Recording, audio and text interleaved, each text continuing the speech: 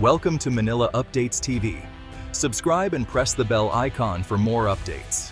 The world watched as the Philippine Navy's BRP Jose Rizal faced off against 3 Chinese Coast Guard vessels near Ayungin Shoal.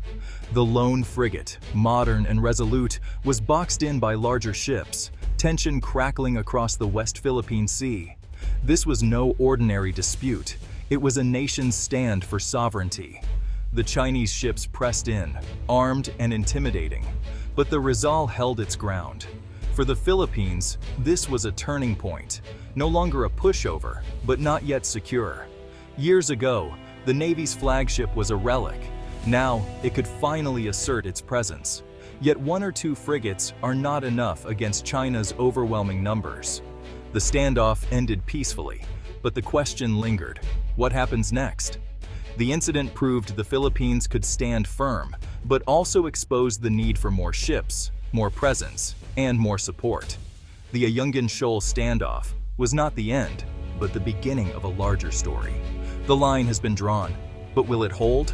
The story is just beginning. The arrival of the BRP Jose Rizal and BRP Antonio Luna marked a leap into the modern era. For the first time, the Philippine Navy had warships with real teeth: missiles, sensors, helicopters. But ceremonies don't win standoffs, and parades don't secure sea lanes.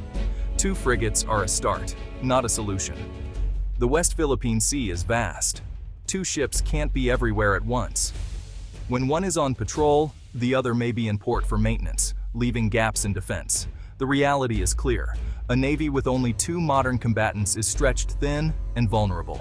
Modernization isn't a one-time purchase. It's a continuous process of building a fleet, not just buying showpieces. The Philippine Navy stands at a crossroads. The frigate honeymoon is over. Strategic choices must be made. The fleet's future hangs in the balance. Every Navy faces 2 phases: recovery and deterrence. Recovery means replacing old ships, regaining basic patrol and disaster responsibilities. The Jose Rizal-class frigates marked the end of the recovery phase for the Philippines. But recovery is not enough. Deterrence is the real goal. Deterrence means convincing adversaries that aggression will be costly. It requires a force that's capable, resilient, and ready to fight.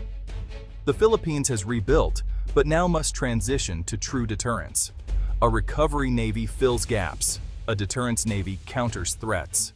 2 frigates allow joint exercises and patrols, but do not deter China alone. Beijing knows 2 ships can be tracked and overwhelmed. Real deterrence needs a larger, layered fleet that's hard to isolate or defeat. The next phase of modernization is critical. Will the Philippines settle for recovery or build a force that truly deters? The upcoming Corvette program is the first real test. The choice is strategic, not just semantic. The future of Philippine security depends on moving beyond recovery. The Navy must build a force that shapes adversaries' choices before conflict begins. The decision now will echo for decades. The next step is acquiring corvettes. Smaller, less expensive than frigates, but vital. Corvettes aren't just frigate lights. They're the backbone of a modern, resilient fleet. They provide depth, flexibility, and the ability to operate independently or in groups. Think of frigates as the queen on a chessboard.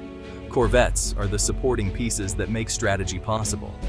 A fleet of corvettes changes the game for any adversary, forcing them to track and engage multiple targets. This dispersal complicates enemy targeting and increases fleet survivability. Even if one ship is lost, the fleet can fight on. The Philippine Navy currently lacks this resilience. A single loss would be devastating. The Corvette program is a strategic decision, not just a technical one. The type, number, and armament of corvettes will define the Navy's future posture. Will the fleet be hollow or truly layered and capable? These ships are not for show. They're for real combat presence and deterrence. The right corvettes turn symbolic presence into tangible power. The choice will shape the Navy's ability to defend and deter. The future depends on building a fleet with real depth. The Philippine Navy has made impressive strides: modern frigates, advanced sensors, and better trained crews. The force is becoming more professional and adaptable. But for every new strength, critical gaps remain. The most glaring is air defense. The Navy lacks long-range missiles to protect against aircraft and cruise missiles. This leaves the fleet vulnerable to attacks from afar. Anti-submarine warfare is another weakness. The West Philippine Sea is full of threats below the surface. Frigates have sonars and helicopters, but a true anti-submarine network is missing. One enemy submarine could threaten the entire fleet. These are not minor issues. They undermine deterrence. A fleet must defend itself on the surface, in the air, and underwater. Right now, the Philippine Navy is unbalanced. The Corvette program is a chance to plug these dangerous holes. Without it, the fleet's credibility is at risk. The next ships must address these gaps, or the Navy's progress will stall. The time to fix these weaknesses is before a crisis, not after. Choosing where to buy new Corvettes is a strategic decision, not just a procurement one. The main contenders, South Korea, Japan, and Europe, each offer unique advantages. South Korea is the incumbent, with proven designs and established logistics. Korean Corvettes would streamline maintenance and deepen defense ties. Japan offers high technology and a powerful alliance, but integration could be challenging. A Japanese partnership would be a major political statement. European shipbuilders provide cutting-edge systems, especially in air defense. European ships could quickly fill capability gaps, but at higher cost and complexity. The choice is between efficiency, strategic alignment, and technological edge. This decision will shape alliances and capabilities for decades. It's about more than ships. It's about the Philippines' place in the region. The right partner will define the Navy's future. The stakes are high, and the world is watching. The Philippines can learn from its neighbors' naval strategies. Vietnam focuses on quality and lethality, a few well-armed ships that can inflict real damage. Its porcupine defense relies on submarines and missile-armed frigates to deter aggression. Indonesia, by contrast, prioritizes quantity and presence across its vast archipelago. This approach ensures coverage, but can lead to a fragmented, less capable fleet. The lesson chasing numbers without combat power creates vulnerability. The Philippines must balance presence with lethality. It needs enough ships to patrol, but each must be ready to fight and survive. The Corvette program is a chance to blend these models, presence with teeth. A paper fleet won't deter anyone, a capable fleet will. The right mix is essential for both security and credibility. The region's lessons are clear, now Manila must apply them. The future depends on getting this balance right. Naval modernization is about more than commissioning new ships.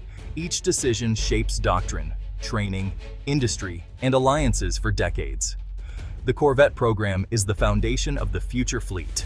Technology transfer and local construction are vital for self-reliance. Building ships at home creates jobs and expertise, reducing dependence on foreign support. Interoperability with allies multiplies the Navy's power in a crisis.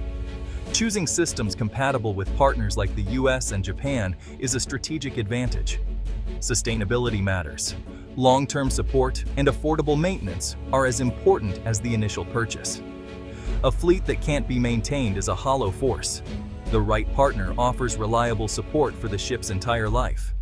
Every choice now will echo for decades. The future fleet must be built to last and to fight. The Philippine Navy stands at a crossroads.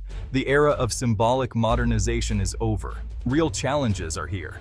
The Corvette program is the test of true intent. Will the Navy invest in lethality, survivability, and interoperability, or settle for numbers? The right choice sends a message. Aggression will be met by a capable, resilient force. The wrong choice creates a paper tiger, impressive in parades, but hollow in battle. China knows the difference between showpieces and real warships. A hollow fleet invites risk. A credible one deters it. The Navy's courage is proven, but now leaders must provide the tools to match. Every contract and system chosen is a verdict on national resolve. The next decisions will determine if the Navy is a true guardian or a bystander. The time for decision is now. The future of Philippine sovereignty depends on it. The world is watching. The line has been drawn. Will the Philippines hold it,